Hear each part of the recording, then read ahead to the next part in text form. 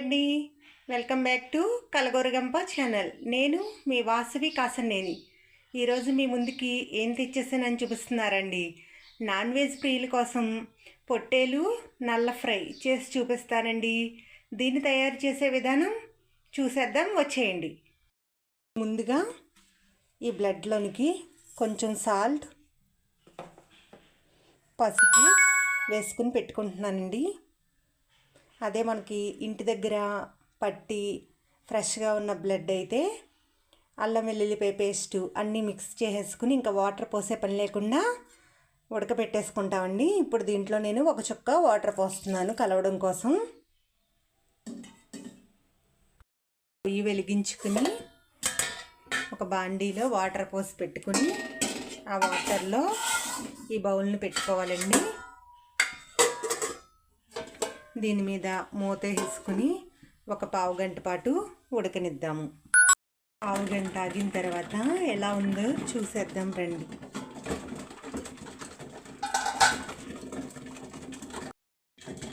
చాలా వరకు కుక్ అయిపోయిందండి. మధ్యలో చాకు పెట్టి చూస్తే ఈ విధంగా ఉంది. ఆ రెడ్ కలర్ కూడా బ్లాక్గా గట్టి పడిపోవాలి. అప్పటిదాకా మళ్ళీ ఉడకనిద్దాము. పూర్తిగా కుక్ అయిపోయిన తర్వాత దాన్ని తీసి పక్కన పెట్టుకుని ఇలా కర్రీకి ఒక బాండీ పెట్టుకుని సరిపడు ఆయిల్ వేసుకుని ముందుగా ఆయిల్ హీట్ అయిన తర్వాత ఉల్లిపాయ పచ్చిమిర్చిని వేసి వేగించుకోవాలండి. ఇప్పుడు ఇందులో కొంచెం సాల్ట్, కొంచెం పసుపుని వేసుకుని కలుపుకోవాలి. ఇది వేగుతూ ఉండగా మనం ఇందాక ఉడికించి పెట్టుకున్న నల్లిని చిన్న చిన్న పీసెస్ కింద కోసి పెట్టుకోవాలండి. ఆనియన్స్లోకి ఇప్పుడు కొంచెం అల్లం వెల్లుల్లి పేస్ట్ని వేసుకోవాలి.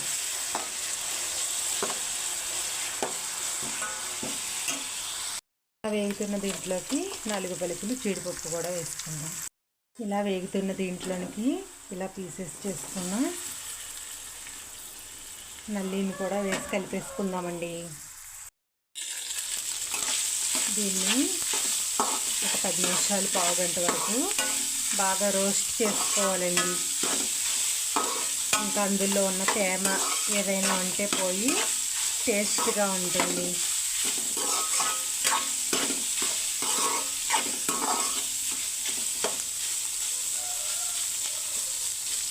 ఒక 10 నిమిషాలు, పావు గంట ఫ్రై అయిన తర్వాత అప్పుడు ఉప్పు, కారం, మసాలాలన్నీ పెట్టుకుందాము. ఇలా ఆయిల్లో ఫ్రై అయిన తర్వాత సరిపడు సాల్ట్, కారం, అల్లం వెల్లుల్లి పేస్ట్,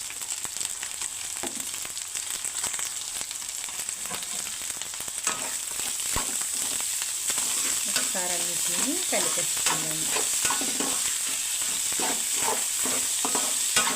ఇప్పుడు ఇవన్నీ పెట్టేదాకా మరి కొంతసేపు వేయించుకుని అప్పుడు గరం మసాలా పెట్టుకుందాము. బాగా తిప్పుకుంటూ బాగా వేయించుకోవాలండి కాసేపు. అలా వేగిన దాంట్లోకి ఇప్పుడు గరం మసాలాను వేసేసుకుందాము. నేను ఇందులో కొంచెం ఎక్కువ వేసుకుంటున్నానండి. నార్మల్గా అయితే నేను మసాలాని కొంచెం తక్కువే వాడతాను. ఈ కూర కాబట్టి కొంచెం మసాలా పొడి ఎక్కువ వేసుకుంటున్నాను.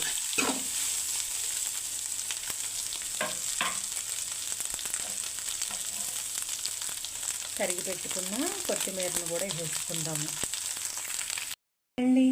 ఎంతో టేస్టీ అయినా మన పొట్టేలు నల్లి ఫ్రై రెడీ. ఇప్పుడు దీన్ని మనం సర్వింగ్ బౌల్లోకి తీసేసుకుందాము. ఇదే అండి మా ఆంధ్ర స్టైల్ పొట్టేలు నల్లి ఫ్రై. ఒకసారి మీరు కూడా ట్రై చేసి చూసేయండి. ఈ వీడియో నచ్చినట్లయితే లైక్ చేసి, షేర్ చేసి, సబ్స్క్రైబ్ చేయండి.